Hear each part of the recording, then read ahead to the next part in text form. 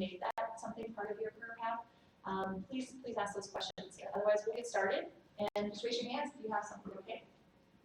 Thanks. So right now we're joined by Shauna Booth, Associate Shiv Harden, who did her PILI graduate fellowship at Chicago Advocacy Fund for Justice, and Brian Clark, an associate at Better Price, who did his fellowship at the ACLU.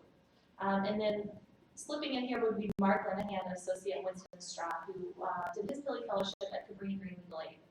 So we'll get started.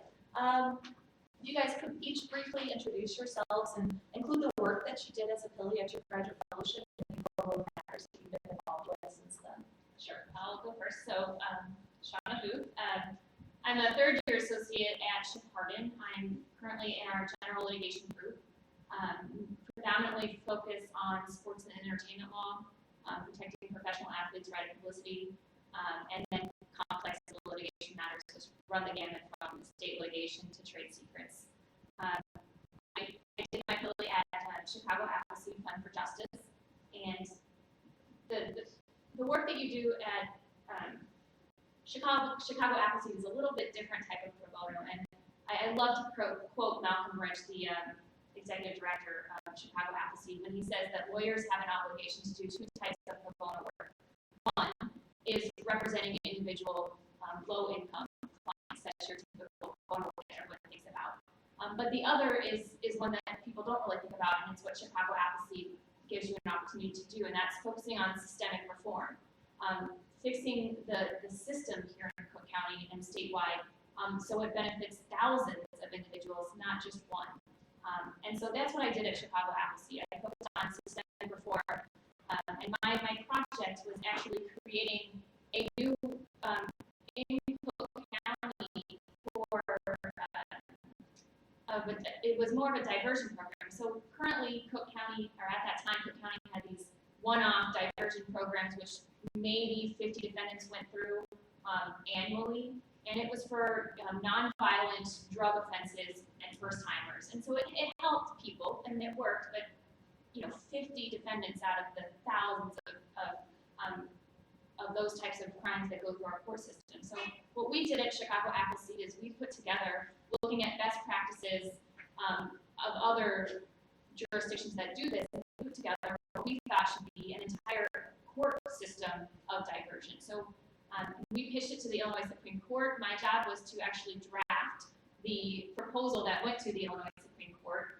We also got Tony Preckwinkle's support and buy-in, and so through Chicago Advocacy, I kind of got an eye into Chicago politics as well, and got FaceTime with the stakeholders. DARC was also involved, and eventually it worked. The Illinois Supreme Court did help establish this new court system. So from my PILI, I can say I helped create a new diversion system that helps thousands now of defendants rather than 50. Carrying that into my pro bono work at Shiv, I still do work for Malcolm and Chicago Advocacy. After I finished my PILI, I did Chicago Advocacy board. So I've been active for 3 years in Chicago Advocacy, working on other systemic reform projects. But at Shiv, I also do work with the Innocence Project. So I've done 2 wrongful conviction cases, which one of them resulted in exonerating a woman who was incarcerated for 16 years. The other one, I had a crazy CVLS case that was the mother wanted to remove her child out of the country to Ireland and ended up moving to Ireland during the court proceedings. So I was actually conducting an international type of child custody case. And the last one I was most recently involved in actually resulted in creating new law in Illinois. I represented a college student who reported being sexually assaulted on her college campus, the Chicago school here in town. She reported being raped and then subsequently being stalked for almost a year to her campus security department. And her attacker turned around and sued her for defamation. This case I took through CASE, the Campus Awareness Alliance of Sexual Exploitation. I got that right. And so through CASE, I did this pro bono work. I argued that her report should be absolutely privileged. In Illinois, of course, the law enforcement are absolutely privileged, but there was no Illinois law of whether a campus security officer, particularly at a school that does not recognize, like Northwestern or UC, that their campus security is law enforcement, whether that was privileged. We lost in the trial court, but it was certified for 308 appeal, and on June 1st, the First District Appellate Court answered the question in the affirmative and held that any Illinois student on a college campus who reports to their campus security will do so under absolute privilege. So those are kind of the things that we did the last 3 years at SHIP. Well, that's a lot of good stuff. I did my PILI a little bit longer ago. I was in 2008 at the ACLU here. You didn't really have one project that we focused on, just kind of did a broad base of legal research sort of issues. And then I've worked at 3 different firms now over the course of my career, which has been kind of interesting to see how the pro bono opportunities just are handled differently at each firm. Currently, I'm at Better Price, and I'm in the commercial litigation division. We kind of span across a variety of things. We do media and privacy work, and so that can be anything from handling your traditional sort of media litigation, defamation, invasion of privacy, that sort of thing, to handling privacy class actions, which is what we seem to do a lot of these days. And then, we also do a lot of data breach response, both in terms of, helping people deal with cybersecurity incidents, send out whatever notices are required under state laws, and then also deal with any litigation or claims that come as a result. In terms of pro bono over the course of my career, which has been going on now for 8 years, which is hard to believe, but I've kind of always tried to have at least one pro bono case kind of in the mix in my litigation portfolio at any given time, and it's really varied in terms of what that has been. When possible, I've tried to. I have a background in journalism, and getting into media law was always what I wanted to do coming out of law school. So whenever I had the opportunity to, work with journalists, particularly student journalists, that's something that I really enjoy doing and trying to make a priority. So we've had an opportunity to work with the Student Press Law Center, which is a national organization that helps student journalists on a couple different matters, including one that resulted in the Illinois Reporters Shield law being recognized as to student journalists for the first time. A pretty cool result. And then in addition to that, though, in various ways of how these things come about, I've been involved in 3 different prisoners' rights cases, including one now in the Northern District of Illinois, and one of the very first cases I worked on when I in the middle of a excessive force case that I was involved with. So, over the years, I think there have been 7 or 8 of these projects, and it's a great thing to be involved with. Well, Brian, we'll start with you. Can you both speak a little bit about what's motivated you to do pro bono work and how that has the value from your perspective of doing that both personally and for your career? Sure.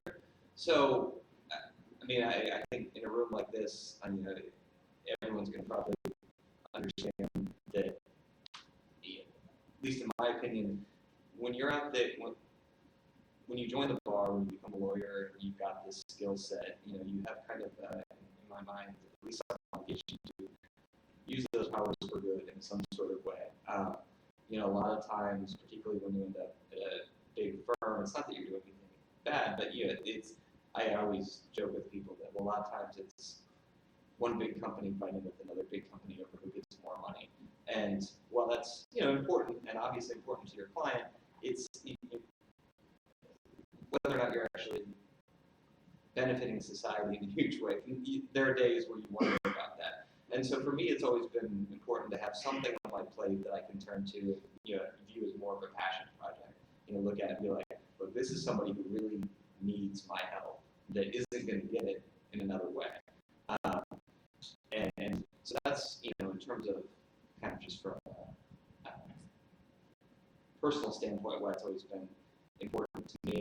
I remember when I was leaving journalism school and was weighing whether or not to go into the media on more of a full-time basis or go to law school. I was getting lots of feedback from my journalism professors, and I asked her for law school letter of recommendation, and she said she would only give it to me if I promised that when I got out of law school, I would go out and try whenever possible to do some work for media entities.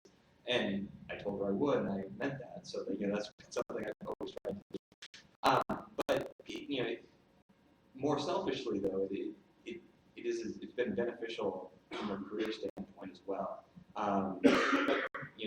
Doing these types of cases, I've been able to jump in on a lot of things a lot sooner and get a lot of experience early in my career that I wouldn't have gotten to otherwise. Within 6 months of becoming a lawyer and showing up to the office the first day, I was at the Capitol in Springfield arguing by myself a clemency petition on behalf of a prisoner with multiple sclerosis. It was me and his family that were there. The partner who was involved and kept overseeing me on that. But they came, I was there talking to the legislature and arguing that position. That's not something that you're going to be in a position to do on a significant paying case. That's just never going to happen. And in a lot of instances, it's things like that. Getting in doing, writing substantive briefing early on, doing depositions. And a lot of times it's been directly tied to I've been able to do the depositions, and then I'm talking to somebody on a different matter, and they say, well, do you have any deposition experience? I'm like, actually, yes, I took 5 on this case. And I'm like, oh, okay, so you're ready to go. So those sorts of things have been extremely beneficial. Yeah, I couldn't have said it better. Those were probably my first 2 go-to points too, in terms of self-fulfillment for why I do pro bono work and the experience of why it's valued on the back end. But I've come up with 2 others, so I'm not repeating. I find the pro bono work that I have done to be different, but in a way more challenging than any of the most complex civil litigations that I've taken on in the last 3 years. And I say different because it's a different type of challenge. Oftentimes you are asked to pick up a case where you're completely unfamiliar with the area of law. You have very little supervision, as Brian talked about going to the clemency hearing all by himself as a 6 months into his legal career. Generally, you're doing it by yourself, some supervision of however your firm is structured, of who your pro bono partner or liaison is. But you're running your own case, and so that in itself is challenging. But lastly, and most importantly, is the emotional connection and toll that they take on you, but in a good way. As Brian mentioned, a lot of times we have businesses that fight over who's just going to make more money and how to justify it to their shareholders at the end of the day. And while it's great to win in those cases, good for your client, good for the firm, and it feels good to win, when you are dealing with someone who's had 16 years of their life wrongfully taken away from them, or when you are dealing with a mom facing leaving her child here versus moving to Ireland, and those are real life issues. And they bring with them a completely different set of emotions that you will not find in any of your other paid matters. And it's quite a challenge to deal with that, and to deal with that professionally, to deal with that ethically. It develops a different set of skills that you need as a lawyer and as a member of the community. And so not only do I believe that lawyers have an obligation to do pro bono, but we have an obligation to make the legal profession better. And by doing pro bono, by representing these clients, these pro bono clients, by doing systemic reform work, you're not only fulfilling your self-obligation to do pro bono, but you are improving the legal system that we all practice in, and you all will be practicing in if you're PILI interns. So I think that what Brian mentioned. In addition to the experience, you get amazing experience. The appeal I mentioned in June, I briefed the appeal. The partner let me argue it, so I had my first experience arguing an appellate issue in court. So the experience is definitely there, but the other thing that you get out of it, I think, is just the network that you build and maybe your resume that you develop. So I can't tell you how many times that a client, I'll be pitched to be a part of a litigation team to a paying client, and they actually look down at my resume and see what I do for pro bono and see what I do for my community. They care. Your paying clients actually care about what you spend your volunteer and pro bono time on. So if you, in addition to getting experience, it helps in terms of marketing myself, in terms of the connections that I've made through my PILI, through my boards, and being organized and being involved in these different types of organizations. Thanks. Okay, we'll start that again here in this two-person panel. Can you talk a little, this is going to vary different between firm to firm, but what's the process for you of finding a pro bono opportunity at your firm? And then how would you go about recommending or learning about that process and getting plugged in? And then that's you too. So Brian was spot on by saying it varies by firm to firm. So when I do give my answer, it's probably going to be a little bit shift specific in some respects. But the first part about breaking in a pro bono matter, I think always it starts with yourself. Everyone has their own hobbies and passions. Media law versus my passion is criminal law. Based on why you went to law school in the first place, if you took some time off between undergrad and law school, what you did during that time, that's all going to drive your own passions. And so I think where you choose to do your pro bono work starts with you. Just like when you joined the PILI program, at least for fellows, we got to look at the different organizations and got to choose which organization we wanted to volunteer with. And so that's driven by you. And so at Shift, I look for opportunities that even our firm doesn't have. So I brought in a new pro bono matter. It's the Wills for Heroes program, where you're drafting estate planning documents for our Chicago police officers and firefighters. We do that once a month over at the Southside Police Station. Shift had never participated in that program, but I had done it for half a year, and I started thinking, this is an awesome program. It's a very limited time commitment. It's once a month, and so I went to a pro bono partner who's in charge of kind of like the gatekeeping of pro bono, and I said, this is a great program. I had a great time at it. It doesn't require being an expert in estate litigation or estate planning. I said, I'd like to bring it to Shift. I'd like to get credit for it myself, for my billing, and I'd like to see if any other Shift attorneys would like to participate, and even our staff, because we always need notaries, so everyone knows secretaries are notaries. So, and at least my firm is very supportive of bringing in your own pro bono matters, so we don't limit it to whatever the firm happens to participate in. But the firm does have connections, so we are connected with the Innocence Project. And for example, when I was wanting to get in on an Innocence Project case, I just went to the partner who is the liaison to the Innocence Project and said, I love the work that you do. I find it fascinating. I'd really like to be involved in the next case that we decide to take on. And the partner will keep you in mind, and the next one that comes in, I was staffed on. So it takes a little initiative to get involved in maybe higher level pro bono that the firm has a repeat business with. And then the third and fourth ones are kind of referrals and bar associations. So referrals being, a friend of a friend is on a board and they have a pro bono matter, but they know you do it, so they'll refer you. So I've gotten some pro bono matters through referrals or court appointments for 1983 prisoner rights cases. But the Bar Association too is equally well. I'm really active in the Chicago Bar Association, and through that we do a lot of work in the community.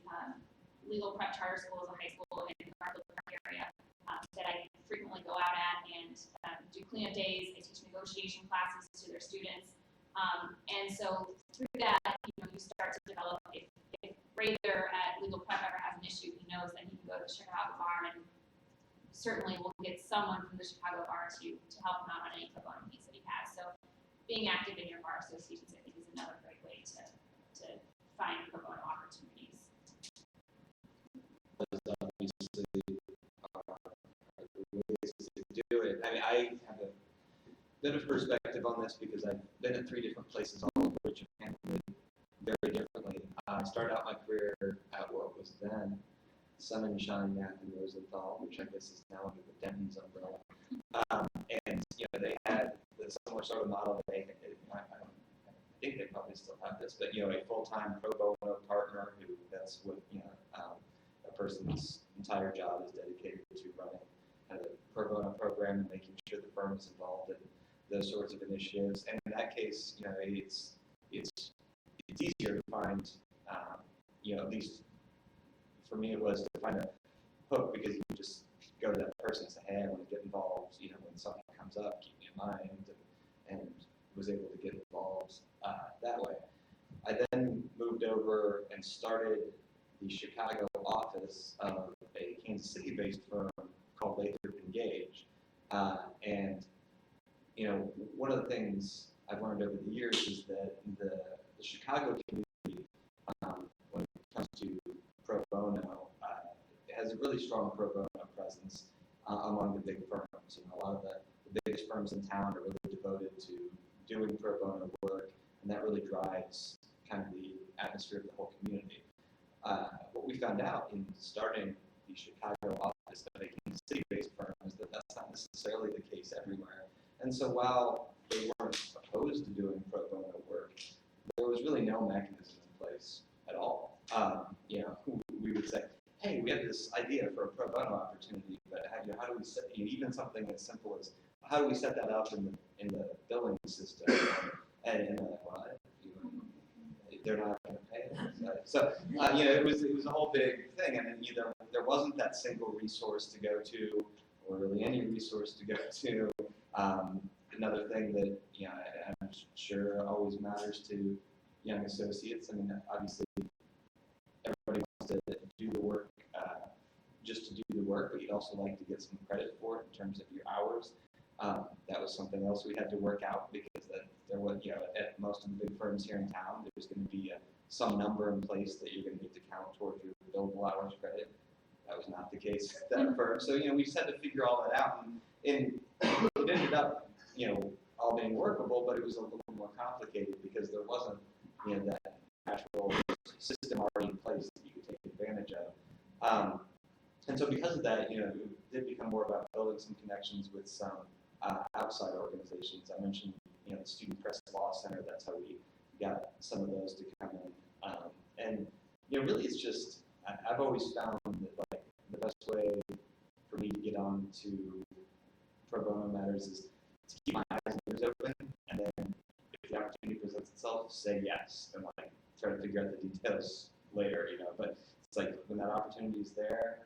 Literally, a partner of mine and I got onto a pro bono case because we were in court on another matter, and we saw somebody basically, she was a transaction lawyer, basically trying to beg off of her appointment in the Northern District of Illinois, and the judge was going to let her off and throw it back to the hopper, and the case sounded interesting. We were a little slow at the moment, so we're like, we'll take it. So, we literally took it there. So that's obviously a weird way to get a case, but that's, anyway, so it's really just keeping your eyes open for those opportunities. And then, so now at Vetter, I'm back at a firm that's got more of an established Chicago presence, more of a historical connection to pro bono.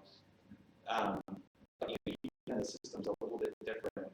There's not a full-time pro bono partner. There is kind of, somebody who's kind of the gatekeeper. But, that person's involvement, depending on what's going on with their actual practice, can kind of ebb and flow. Sometimes it's just a matter of you'll see some emails come out from them. And so again, I've found that for me to do pro bono at Vetter, it's been more stuff that I've been pushing and bringing in myself.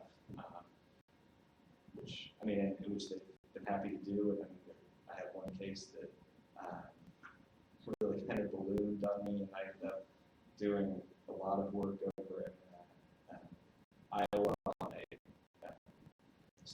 matter for student journalists, and they were happy to work with me in terms of funding the necessary travel and making sure I got credit for the hours, and ended up being good press for the firm and everything like that. So it's all there, but sometimes you just have to work a little bit more on the logistics that you would on paper.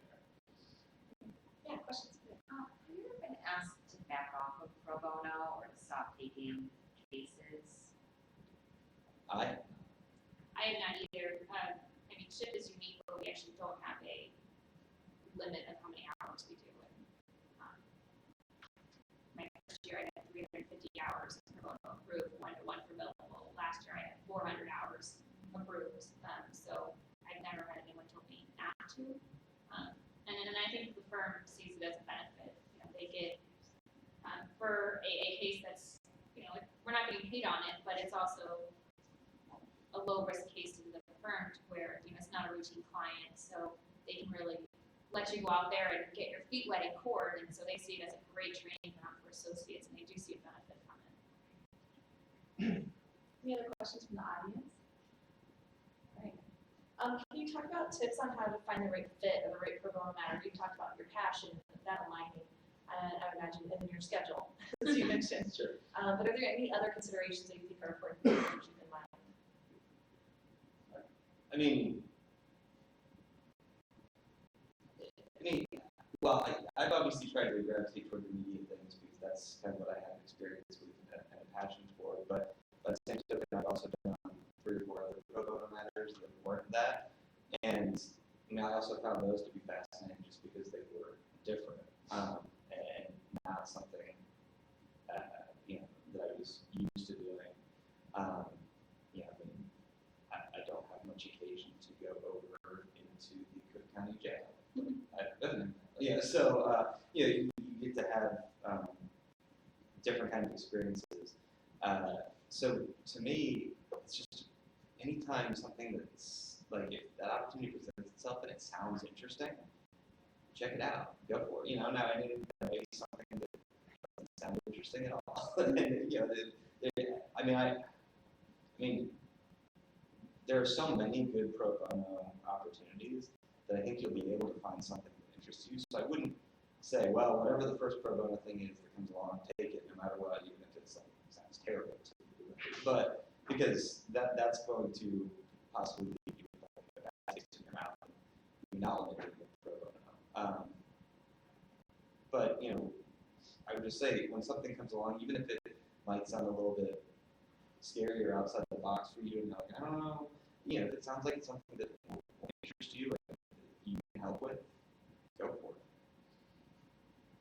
I agree. I would add that I believe doing client intake interviews for pro bono matters is more important than any other type of client intake or interviews in your paid matters. And that's important because it's your choice of whether you're going to take on a client. It's not like a partner just put you on a matter and it's a firm client. It's your choice. And so I really think it's important in those initial client interviews with a pro bono client you're potentially considering representing to really sit down and talk to them, get to know them personally, and working with them on very personal matters probably. And so to make sure it's the right fit, I would, I've sometimes had 2-hour, 3-hour client intake interviews, and then followed up a couple more times to make sure it's really a good fit. It's going to be a case worth bringing for the court's time, for my time, for the client's time, and then really making sure you have a grasp on what it is that the pro bono client is asking you to do. I think is another way of when we're talking about fit. I think not only does it fit your passion, but is it going to fit your schedule? And so you at least at SHIP, all the associates are kind of in charge of their own work-life balance. The firm is not really, it doesn't give you work. The associates go out and find the work. We're in charge of, our, what matters we work on, how we get our work, and things like that. So when I'm looking at taking a pro bono case, I'm, talking with the client extensively to find out if we're a good match. If we're going to work well together. The client, I feel like, is being honest and truthful with me. But I'm also looking to see what does the client want out of this, because sometimes you'll run into pro bono cases where it will spin off into 3 different things, and you didn't expect it, you didn't budget your time for it, and then you're in a real situation. So really upfront, putting the parameters on what it is you're doing for this client, and making it clear that that is what your pro bono representation is, and so you don't have, you know, misalignment or misunderstandings down the line.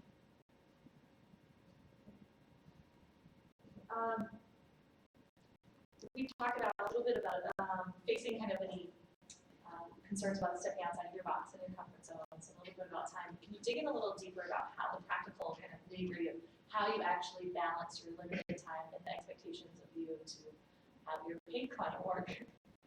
And what kind of that looks like and how you're actually scheduling that and in your own personal time involved in there as well. So there's kind of a motto. I wouldn't say it's a shift motto. It's more of like a motto. But his motto is pro bono clients are no different than paid clients. We have an ethical obligation to zealously represent any client representation that you take on. So when you're talking about budgeting your time, you tend to designate any different amount of your time than the paid clients. And so, you know, when I don't really, you know, say like, oh, this is a pro bono matter, I can get to it next week. You know, I don't really do the prioritization like that. It just gets swept in and treated like another matter, and I just, you know, if a motion to dismiss is due in a month, and then I put it into my queue of when it needs to start drafting to get it on file on time. And so, but it really just does get treated once I take on that representation as any of my other paid cases. You know, and in terms of fitting in personal time, to some extent, I do count the pro bono work as a little bit of personal time, because although it is, although I just said I treat it like any other paid client, the fact of the matter is you get a self-gratification and reward out of it that you don't get from your paid clients. And so, you know, when I'm working on a pro bono matter, it feels a little different in terms of how good I feel about myself, and I count that as my personal time. And a lot of the efforts to get new pro bono cases, like getting referrals or going to your bar association events, interworking with CBLS or CASE. You know, I have a lot of friends on all of those boards. I have a ton of friends in the CBA. So when I go to those type of events, it's like seeing friends and hanging out with friends. So I don't really consider it to be, you know, the onus of billing hours or, you know, actual work. It's kind of like hanging out with friends, getting a couple drinks, and talking about the pro bono matters we're on or what we could offer pro bono clients for referral source. So there are a lot of partners who have that attitude that, like, you know, your pro bono work is just like your regular work, and that should be their attitude. I will say, in my experience, not every partner has that attitude. And so one of the things that you'll need to figure out how to navigate when you're a young associate is just knowing on your paid matters which kind of partners you're working for, and trying to, you know, walk that fine line and divide up your time accordingly, because it shouldn't be the case. It should not happen, but there will be partners who say, I need to do my thing first, even if that pro bono has a deadline sooner. I mean, I've had that happen. I've seen it happen to other people. And so that's just something to be aware of. There's nothing really you can do about it. Hopefully you're able to avoid those people. But it will be out there. I wish there was a magic wand or a way to say, like, well, here's what you do to avoid that situation. But it's just something that can happen from time to time. I agree, though. Like, I do find it less obtrusive, I guess, when I have to work on a pro bono thing, kind of in my quote-unquote free time, whatever that is. Because, you know, it is, again, it's something different. It's something, in some ways, it'll be more fun or more intellectually challenging, or whatever the case may be. And it's just a little different. So it doesn't feel, you know, burdensome to be like, all right, now I'm, you know, done reviewing all these documents, and now I have to go do my pro bono work or whatever. So, yeah, it's just something to balance. But it's also something to, I guess one thing I'd say is when you are on a pro bono case and when you're being approached by, you know, partners or whoever to work on paid work, you have to make sure that as you calculate your time, you're counting that pro bono work. Because, man, I have a tendency to say yes too much, but, you might be tempted to be like, ooh, is that that paid work the partner's talking about sounds interesting, like I'd really like to be on that case, or whatever the case may be. But, if you've got that, if you've got a big pro bono case that's got deadlines coming up, you still have to meet those. Just because it's pro bono doesn't mean you can back burn. And I suspect I'm preaching to the choir in the room I'm talking to, but it's just something to keep in mind. And I'll add, like, as a practical pointer, that if you ever do find yourself in a situation where you have to walk the line and you have a partner who does think that paid work should be prioritized over pro bono work, I have found and seen in other cases when I'm in court, judges are really, really nice to pro bono attorneys. When you're doing pro bono work, they know it. And if you need an extension, I'm not saying, don't put yourself in that situation by overloading and putting it on the back burner, but if you really have a situation where you need more time, I also have a 1983 prisoner's rights case right now, and the judge gives us a month and a half to file a response brief when you usually get 21 days. The judges are very appreciative of your pro bono work, and so usually the judges will kind of be more flexible in terms of your schedule, which helps you fit it all together too. Yeah, I the exact same thing right now. I'm pointed on a case, and my client doesn't speak much English, and I don't speak much Spanish, so it's a bit of a challenge. And the judge is very aware of that and very accommodating in that respect. So that can definitely be helpful. Questions? Yeah. Sure. Would you say that most of your coworkers across the spectrum participate in pro bono, or is it kind of central to like young, new associates, and they like wean you out and stuff?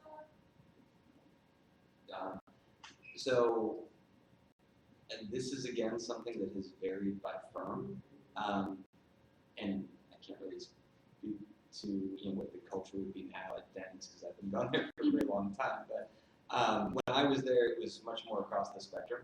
Some of the pro bono cases I was working on were with fairly senior partners who had taken on these representations. At my second firm, where practically no one was doing pro bono,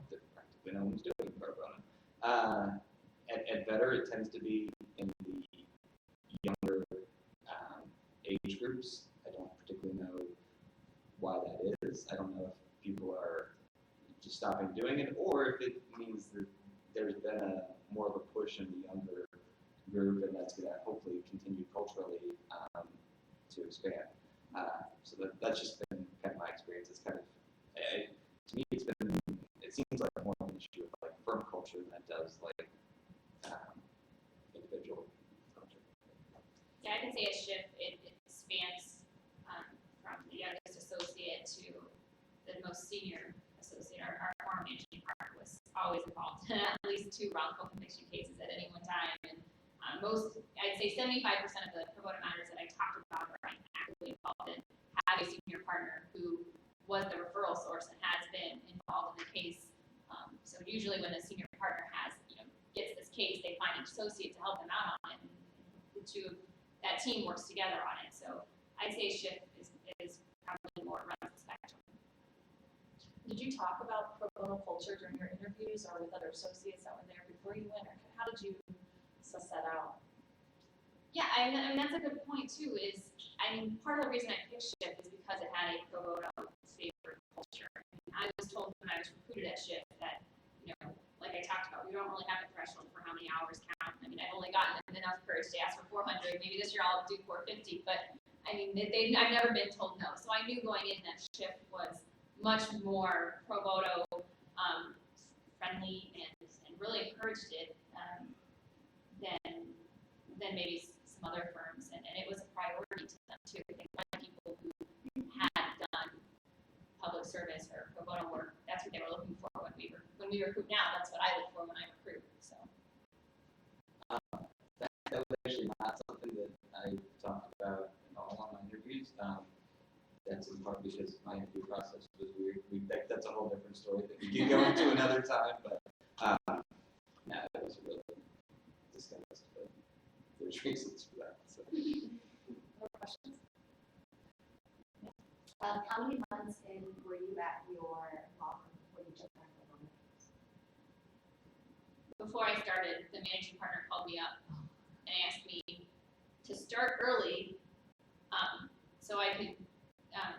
We took on one of these wrongful conviction cases, and they had a, trial court trial record to read. They had a post-conviction record, and now we were going back on in the state court. So now we were trying to get to the federal court case, and so he called me in November. I started January. We started at the beginning of January, and so he called me in November and was like, "I've got a case for you ready, when you get here, and I'd like for you to be ready to hit the ground running when you start. So can you, read, the trial transcript so you can be ready to go." So I had a pro bono case before I even started ship lined up for me. Yeah, I think the first two cases I worked on were pro bono cases, which, just happened to work out that way. I also think part of that was perhaps workflow related at the time, but yeah, 2008, yeah, interesting time to be started. But right away, and it kind of set a good, it wasn't necessarily intentional, but it set a good precedent because it's like, well, I've done pro bono work, I know how to do it. I've already jumped in and gotten involved in something that's, probably took on more ownership than I might have otherwise. And we talked earlier about how it can get you exposure and that clients will look at it on your resume and like that. The other thing I found is just even when you're a young associate, you may or may not know about clients, but yeah, it's going to be impressive to internal stakeholders too. Both because you have the initiative to take it on, because you care about the issues, but also just they're going to say, okay, wow, this person already has managed a case, has already prepped witnesses, has already done a deposition, whatever, and so they're going to know that you've at least been through that, whereas other people might not. And actually, I just thought of a very interesting point. From my PILI days, I joined Chicago Appleseed's board after I was done with my PILI and been on it for 3 years. But it turns out in one of my bigger cases that we just filed at the beginning of this year, my opposing counsel, the associate at Paul Hastings on the other side, is on the same PILI board as me. And so, we're already off to like a good relationship, between opposing counsel at least. We're in some like discovery disputes right now, but they're a lot more, cordial than some others I've had. And it's because we already have this bond over our PILI work. So you never know when you're going to see another PILI intern or fellow or another pro bono person that you've worked with in a different area of your life on a big matter, and how that can have implications. So We've actually had that go the opposite way too. What I mean by that is we have opposing counsel that we're up against quite a bit, and it tends to be quite contentious. But I think it was something related to PILI or the CBF a few years ago. One of our folks was in a board position, so they approached them and were like, "Hey, you should really get involved in this pro bono initiative," and they did. And since then, like having seen them at those events and just kind of having some common ground is really, we still don't agree with them, but we it's really smoothed a lot of the relationship because it like kind of brought us together. Like we have something in common here. So. In terms of for transactional or corporate attorneys, where it might not, like the skills might not align as closely with like typical pro bono matters, how do you see like colleagues at your firm that are on the transactional or corporate side kind of incorporate pro bono into their practice? Do they do as much? Do they do less? yeah, so that's certainly a fair point. It seems like a lot of pro bono is litigation driven, and we have encountered that issue at our firm. And so what we do with our transactional attorneys is like the Wells Fargo program I talked about, where it's more estate planning and not litigation driven. There are certainly opportunities like that. There's also, we do a lot of real estate pro bono work too. for a non-for-profit real estate entity or non-for-profits that help transition residents when the city is building new income, low income or mixed income housing. There's like this not-for-profit that helps transition residents, so it's a little bit more transactional based because you're having to deal with like leases and things like that to transition these residents and dealing with the Chicago Housing Authority. And then the last thing that we do is we actually do just community involvement events that aren't legal at all. So we go and clean up the community. We do the like Habitat for Humanity. We things like that we're actually just volunteering our time in the community, and it's not really tied to our profession as lawyers, more so just our dedication to improving our community. And so anyone can get involved in those types. So that's kind of how we handle our transactional. But I do agree with you. It seems to be predominantly driven by litigation. And so a lot of our transactional attorneys will kind of get out of their comfort zone and take on some, maybe a little family law thing or something like that. And they always come to like the litigators though, and we help them through it. But I've had transactional attorneys get out of it, and usually their response is, "Oh, this just made me confirm that I didn't pick the right thing," but they tried it. I did once send a transactional lawyer to a hearing at the Daily Center on profile that. I think that was more out of necessity. I don't remember the exact situation, but yeah, I mean, I wish that's a much better answer than I can give. Frankly, I don't know what our transactional folks are doing, but hopefully they're doing something. So you mentioned several different aspects of litigation where you got involved, where you said you were involved with the habeas petition as well as early as the filing of the first complaint. Do you have a suggestion as to where we should focus, what part of the proceeding we should first get involved in as we start our pro bono work? I mean, I think it just really depends on the case, and part of it will just depend, where the case is when you find it. I think, as Shauna said, it's more about like finding the right case and the right fit with that client than it is necessarily about like, well, I think this client has a great case and we fit well together, but I don't want to start at the beginning. I don't want to pick it up in the middle. It's really about finding the right situation. In the first pro bono case I ever worked on, I was briefing the first thing I ever did for it was work on the Seventh Circuit appellate court. That's where it was when I found it. But then the next pro bono case I had was representing a family of a deceased soldier on some sort of